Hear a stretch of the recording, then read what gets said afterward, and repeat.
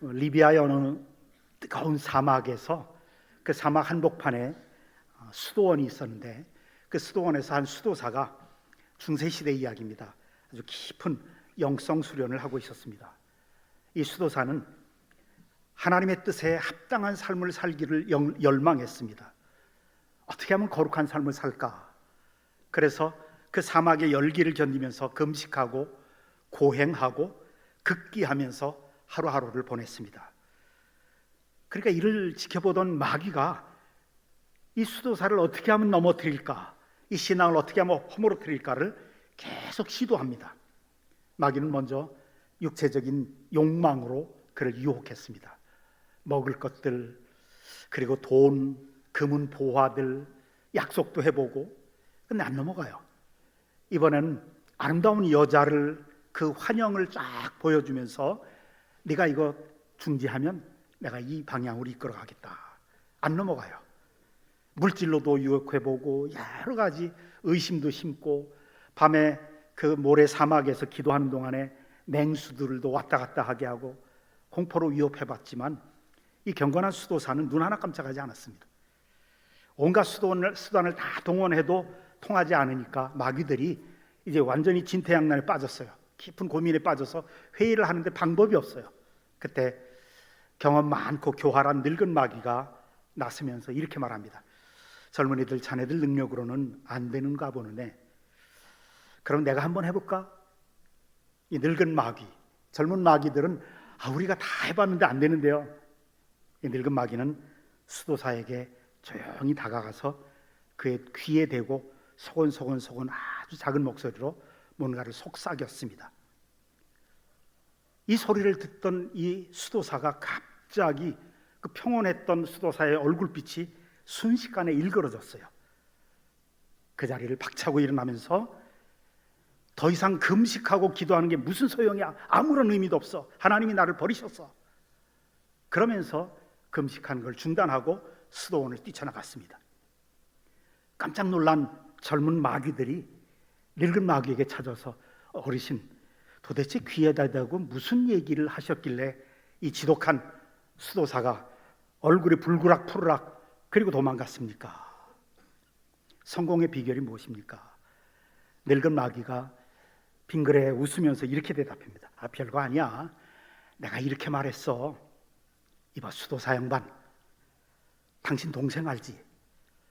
당신보다 기도 생활도 거의 안 하고 엉터리로 살던 당신 동생, 그 위선자가 방금 기독교 복음의 본산지인 알렉산드리아의 대주교가 됐어. 그런데 너는 지금 이 사막 한 구석에서 이게 무슨 꼴이야? 창피하게. 이 이야기를 듣고 수도사는 자기의 모든 걸 다 끊고 그냥 도망갔어요. 육체적인 고통도 이겼고 물질의 유혹도, 달콤한 이성의 유혹도 다 이겨냈던 이 수도사, 한마디에, 타인과의 비교하는 말 한마디에 시기심이라고 하는 덫에 속절없이 무너지고 말았습니다. 그러면서 이 늙은 마귀는 후배 젊은 마귀들한테 이렇게 가르쳤다고 합니다. 여보게들, 인간들은 시기하고 질투하게만 만들어 놓으면 아주 손쉽게 우리 손아귀에 들어오게 돼 있어. 그렇습니다. 마귀의 최고의 무기는 바로 우리로 하여금 남과 비교하게 만드는 것입니다. 내 아이들과 다른 집 아이들, 내 친한 친구의 월급과 내 월급, 타고 다니는 차와 내 차, 살고 있는 아파트 평수와 우리 집 아파트 평수, 친한 친구끼리 비교시키면 시기와 질투의 감옥에 갇히는 것이라고 마귀는 설명합니다. 그래서 마귀는 이 세상에 사회 분위기조차, 특별히 우리나라가 이게 심한데, 비교하는 것을 아주 습관적으로 하게 만들어 놓습니다. 비교를 습관적으로 하면 이 세상은 지옥이 되는 거거든요. 사탄의 최고의 무기, 비교하는 것. 습관적으로 비교하는 말을 하게 하면 자신도 의식하지 못한 끊임없이 지옥을 만들어내거든요. 오늘 성경 본문 사랑의 세 번째 특징 선포하죠. 사랑은 오래 참고 사랑은 온유하며, 지난주까지 우리 살펴봤습니다. 시기하지 아니하며, 사랑은 자랑하지 아니하며, 교만하지 아니하며. 보세요. 시기, 자랑, 교만. 비교하는 말 한마디로 바로 가까운 사람과 비교시키면 둘 중에 하나예요. 열등의식을 느껴서 시기심이 막 끓어오르든지, 아니면 교만에 빠져서 자랑하든지. 비교의 말이라는 게 이렇게 무섭습니다. 시기한다, 헬라어 원어로 젤로이라고 하는 말입니다. 이 단어는 물이 막 보글보글 끓어오르는 상태를 의미합니다. 가까운 사람, 다른 사람의 성공, 부유함 자꾸 높아져요. 인기가 높아지고 명예를 볼 때 내게 속에서 막 분노가 끓어오르는 것을 말합니다. 남이 남보다 더 높아져요. 나보다 더 인정받아요. 존경받아요. 박수갈채의 대상이 돼요. 그 행복해지는 꼴을 내가 볼 수가 없어요. 비위가 상하는 거예요. 배가 아픈 거예요. 이것이 시기이고 질투입니다. 여러분, 인류 역사상 최초의 살인 사건이 바로 이 시기심에서 비롯됐다는 것을 아십니까? 그것도 하나님께 예배한 직후에, 예배가 끝나자마자 이 살인이 시작됐다는 것. 아담의 아들 가인과 아벨의 스토리죠. 형 가인이 보니까 하나님이 자기 동생 아벨의 제물, 제사만 받으시고 자기 건 안 받으셨어요. 그러니까 막 안색이 변합니다. 둘이 똑같이 예배를 안 받아줬으면 괜찮았어요. 같이 실패했으니까. 근데 동생은 하나님이 받아주셨어요. 인정했어요. 이걸 견딜 수가 없는 거예요. 막 시기심이 끌어올랐던 가인은 들판으로 동생을 유인해서 돌로 쳐 죽이는 끔찍한 살인을 저질렀죠. 시기는 사랑하는 형제들 사이를 이렇게 비극으로 만드는 아주 무서운 독소입니다. 가정에서 이 시기심은 파괴적인 힘을 발휘합니다. 창세기에 아름다운 부부의 표상으로 나오는 사람들이 이삭과 리브가죠. 이삭과 리브가의 가정을 한번 보세요. 하나님이 축복으로 쌍둥이 형제 에서와 야곱을 주셨습니다. 이 쌍둥이 형제를 부모가 키우면서 부모는 편애를 합니다. 편애란 부모의 마음속에 자녀들을 비교하는 거예요. 이삭은 큰아들이 좋았어요. 에서가 참 좋았습니다. 남자다웠거든요. 이삭 자신이 남자답지 못했기 때문에 아마 그랬던 것 같아요. 에서가 남자답고 사냥꾼이고 괄괄하고 막 그냥 남자다운 그런 게 너무 좋은 거예요. 그런데 야곱은 엄마 치마폭 아래 있었거든요. 매일 치맛자락 붙잡고 가정일 도와주고 쓰레기 갖다 버려주고, 그러니까 그 엄마가 리브가가 너무 좋아하는 거예요. 이 부모의 편애, 우리 그 결과 알잖아요. 형제간의 시기를 낳았고 결국 에서는 야곱을, 자기 동생을 죽이겠다고 이를 갈면서 평생 원수처럼 등지고 살았습니다. 물론 야곱이 약복강가에서 밤새도록 기도한 결과로 죽음은 면했어요. 그러나 그 비교에서 오는, 편애에서 오는 그 결과는 결코 변하지 않았습니다. 보세요. 히브리 민족, 이스라엘 민족, 야곱의 후손들이죠. 이스라엘 민족을 가장 괴롭혔던 게 누구였냐? 에돔 족속이었어요. 많은 이방 족속들도 있지만 에돔 족속은 누구냐면 에서의 후손들이었어요. 에서의 후손들이 야곱의 후손들을 끈질기게 괴롭혀요. 택함받은 하나님의 백성을 끈질기게 괴롭히니까 나중에 여러분들 오바댜서를 읽어보세요. 오바댜 선지자를 통해서 에돔 족속에게 경고하죠. 그리고 결국은 지구상에서 사라져요. 하나님의 심판으로 끈질기게 택한 백성을 고통스럽게 하더니 결국 이제 심판으로 사라지죠. 근데 비극이 여기서 끝나는 게 아니에요. 이 이삭과 리브가의 가정, 이게 대물림돼요. 편애가 대물림된다고요. 시기의 죄는 무섭게 대물림됩니다. 야곱은 훗날 자기 12아들 중에서 요셉만을 특별히 편애했죠. 그래서 채색 옷을 입히고 요셉만을 특별히 사랑하니까 그 결과가 뭡니까? 형들이 마땅히 사랑하고 보호해주고 돌봐야 할 어린 동생 요셉을 시기해서 구덩이에 던져버렸잖아요. 죽이기 위해서. 그러다가 다시 살려놓고 애굽으로 노예로 팔아버렸습니다. 형제지간을 파괴했던 주범이 바로 시기 질투였습니다. 대물림된다는 게 무서워요. 영적인 지도자들도 예외는 아닙니다. 이스라엘의 위대한 지도자 모세, 그런데 그 누나 미리암을 보세요. 내가 모세를 업어 키웠는데 물에서 건져서 유모를 소개해주고 업어서 키웠잖아요. 그 형 아론, 바로와 대결할 때 아론이 가서 모든 말을 다 대신 다 했잖아요. 내가 주도해서 이스라엘 백성들을 인도했는데 가면 갈수록 모세의 위상이 높아져요. 영적인 권위가 자꾸 높아지니까 시기하기 시작합니다. 아니, 모세만 지도자야? 여호와께서 모세하고만 이야기하셨나? 우리와도 말씀하지 않으셨느냐?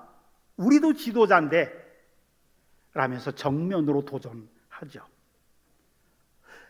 가만히 읽어보면 겉으로는 공평, 공정을 이야기하는 것 같았지만 그 속마음은 왜 이스라엘의 지도자로 너만 주목받느냐 이거예요.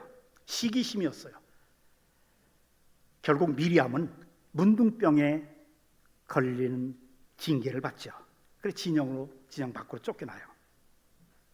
가정에서, 직장에서, 또 심지어는 교회에서조차 시기는 공동체 전체를 병들게 합니다. 우리 속담에도 있잖아요. 사촌이 땅을 사면 배가 아프다. 시기는 다른 사람이 높아지고 인정받으면 내가 상대적으로 낮아지는 듯한 느낌을 갖게 해요. 다른 사람이 자꾸 행복해지면 나는 막 불행해지는 것 같아요. 그런 느낌을 갖게 해요. 그래서 영국의 한 설교자는 시기심이란 남이 가진 축복을 내가 독약으로 바꾸어 내가 마시는 것과 같다 그래요. 남이 잘 되는 거 보면 내가 괴로운 거예요. 참 어리석은 것인데, 근데 한번 우리 가만히 생각해 보십시다. 나와 관계없는 사람이 잘 되는 거 우리는 관대해요. 예를 들어보면 이런 거예요. 지금 이탈리아 밀라노에서 동계올림픽을 하잖아요. 그때 3000m 계주 경기에서, 스피드 스케이팅의 계주 경기에서 김길리 선수를 비롯한 4명인가 5명의 선수들이, 국가대표 선수들이 이번에 금메달을 따요. 그러니까 얼마나 좋아요. 다 기쁨으로 막 박수를 보내고 시기하지 않아요. 왜? 그들의 성공은 나의 삶을 위협하지 않거든요. 나하고 관계없는 사람들이기 때문에 좋아하는 거예요. 축하해 주는 거예요. 근데 이제 문제는 나와 가까운 관계에 있는 사람, 같은 분야에 있는 사람 사이에서 발생하는 거예요. 나와 함께 음악을 공부했어요. 성악을 공부했어요. 피아노를 공부했어요. 나하고 똑같이 같은 과에서 했어요. 근데 저 친구가 나보다 먼저 국제 콩쿠르에서 입상했어요. 그러면 이제 이상하게 마음이 아려요. 입술로는 축하한다고 그러지만 나하고 똑같은 회사에 입사한 동기가 나는 대리됐는데 이 친구는 같이 대리였다가 과장으로 승진해요. 먼저 승진해요. 마음이 이상하게 입술은 축하하지만 아린 거예요. 나와 함께 신앙생활 같이 했어요. 어떤 집사님이 같은 부서에서 봉사해요. 같은 부서에서 봉사하던 이 집사님이 나보다 더 인정을 받는 거예요. 교회 앞에서, 교회에서 알아줘요. 목사님도 칭찬해주고, 내가 더 열심히 봉사했는데. 이럴 때 우리 마음속 깊은 곳에서 치사한 시기의 영이 꿈틀거리는 거예요. 시기의 영, 비난의 영도 있고요, 아주 쌈박하게 비판을 잘하죠. 시기의 영이 있다고요. 그래서 그 사람의 이야기만 들으면, 이름만 들어도 마음이 저려와요. 밥맛이 떨어져요. 평안이 깨져요. 진심으로 축하해 주는 것 같은데, 칭찬해 주는 것 같은데 흠집 찾아요. 운이 좋아서 그렇다. 야, 너 운이 좋아서 그래. 때를 잘 만났어. 이건 뭐 칭찬인지 아닌지 아리까리하잖아요. 어떻게든 그를 깎아내리고 싶은 유혹에 빠집니다. 언젠가 제가 우리 목포노회 목사님들과 장로님들 여러 사람이 함께 식사하고 카페에 가서 차를 한잔 하고 있었습니다. 근데 쭉 둘러 앉아가지고 이야기를 하는데, 어떤 분이 목포에 있는 어느 교회 목사님의 아들이 유학 갔다 그래요. 미국으로 유학을 갔다. 그 소식을 이야기를 해준 거예요. 그 이야기를 듣는 순간에 우리들 가운데 몇몇의 입에서 이런 말들이 튀어나오더라고요. 옛날에는 실력이 있어야 유학 갔는데 요즘은 돈만 있으면 유학 가는 것 같아. 아니, 스펙 쌓기 위해서 어학연수 가는 것도 유학인가? 요즘엔 개나 소나 다 유학 가. 칭찬하는 것 같은데 돌려가기라고 그러나요? 하여튼 폄하시키는 거예요. 이런 이 시기의 마음, 이 치사한 영, 어디서 오는가? 영적인 미성숙에서 나와요. 성숙되지 못한 신앙인, 영적으로 어린아이 때문에 그래요. 근데 이것이 제일 많았던 곳이 고린도 교회였어요. 그렇게 은사들이 많이 나타났던 고린도 교회. 그러니까 바울이 너무 안타까워서 고린도전서 3장 4장에 보면, 너희가 아직도 육신에 속한 자로다. 너희 가운데 시기와 분쟁이 있으니 어찌 육신에 속한 사람이 육신을 따라 행함이 아니려. 그래요. 예수님의 제자들 가운데서도 시기심을 거룩한 명분으로 포장한 사람이 있었어요. 그 사람이 바로 가롯 유다였죠. 마리아가 어느 날 예수님이 쉬고 있는데, 집안에서 쉬고 있는데, 평생 자기 시집 가기 위해서 모아놨던 옥합, 향유가 가득 든 그 비싼 아라비아산 옥합 향유 한 옥합을 가지고 와서 깨트려서 예수님의 발에 부은 거예요. 발에 붓고 자기 머리털을 풀어서 예수님의 발을 씻겨드렸어요. 예수님은 당신의 십자가의 죽음을 생각하시면서 너무 큰 위로를 받으셨습니다. 온 집안에 향기가 가득하겠습니다. 그때 가롯 유다가 화를 내면서 소리치죠. 너는 이 비싼 향유를 이거 팔아서 300데나리온에 팔 수 있는데 이거 팔아서 가난한 사람들 구제하는 게 훨씬 좋지 않느냐? 그래요. 얼핏 들으면 가롯 유다의 말이 합리적으로 맞아요. 구제를 사랑하고 남을 배려하는 말처럼 들립니다. 그러나 성경은 그것을 꼬집었어요. 그는 도둑놈이라 그래요. 가난한 사람을 생각한 게 아니라 그래요. 오늘날로 말하면 이런 얘기예요. 야, 봉사만 하면 됐지 꼭 그렇게 유난을 떨 게 뭐 있냐? 자기 돈 자랑하고 믿음 자랑하는 거야 뭐야? 누군 그렇게 하고 싶지 않아서 안 하냐? 돈이 없어서 하고 싶어도 헌금 못하는 다른 사람 생각을 해서 안 하는 거지. 다른 사람 생각은 안 하고 자기만 특별히 많은 헌금을 해서 튀긴 왜 튀냐? 가롯 유다하고 똑같은 동기예요. 가롯 유다는 마리아가 예수님께 받는 인정, 사랑 견딜 수가 없는 거예요. 그의 시기심, 예수님 팔아버리는 것으로 연결이 되죠. 그리고 배신했잖아요. 우리 그리스도인들은 우는 자들과 함께 울라, 이 명령에 대한 순종을 너무 잘해요. 정말 귀한 거예요. 하나님이 너무 기뻐하세요. 우는 자들과 함께 울어주라. 그래서 누가 아프거나 사업에 실패하거나 아니면 외롭고 가난하고 좀 가난하게 사는 분들에 대한 구제도 잘하고 헌금도 잘하고 기도도 잘해줘요. 너무 귀한 일이에요. 그런데 정말 어려운 것은 즐거워하는 사람들과 함께 즐거워하라고 그랬거든요.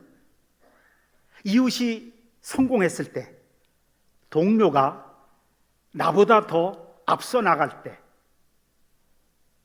함께 봉사하던 사람이 다른 사람이 인정받고 교회에서 높아질 때 마음이 아린 게 아니라 내일처럼 춤추면서 기뻐할 수 있는가, 이것이 성숙한 사랑의 시금석입니다.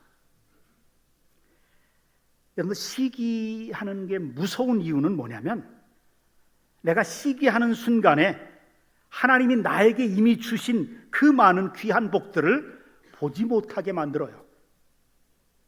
나에게 하나님이 귀한 달란트도 주셨어요. 내 가족의 행복도 주셨어요. 남한에게 주신 은혜가 참 많아. 근데 가까운 다른 사람들의 것만 쳐다보면서 비교하느라고 내 손에 있는 이 보석을 돌멩이처럼 여기게 돼요. 그러니까 감사가 사라지는 거예요. 항상 비교를 하면 감사가 사라집니다. 그 감사가 사라진 자리에 원망이 들어가고 불평이 들어옵니다.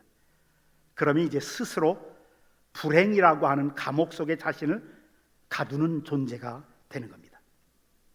성경은 이 추한 시기의 영성, 비교의 영성을 믿음으로 극복한 위대한 인물을 우리에게 보여주십니다. 세례 요한이죠. 세례 요한은 구약의 마지막 선지자입니다. 혜성처럼 등장해요. 그리고 회개하라 외치면서 온 유대 사람들이 이 세례 요한에게 몰려와서 회개하면서 세례를 받았습니다. 요단강에서 세례를 받아요. 그 많은 유대 사람들이 다 와서 세례 받아요. 요즘 말로 말하면 당대 최고의 영적인 스타였습니다. 슈퍼스타였어요. 그런데 어느 날 예수님이 등장하셨어요. 그러니까 모든 것이 변한 거예요.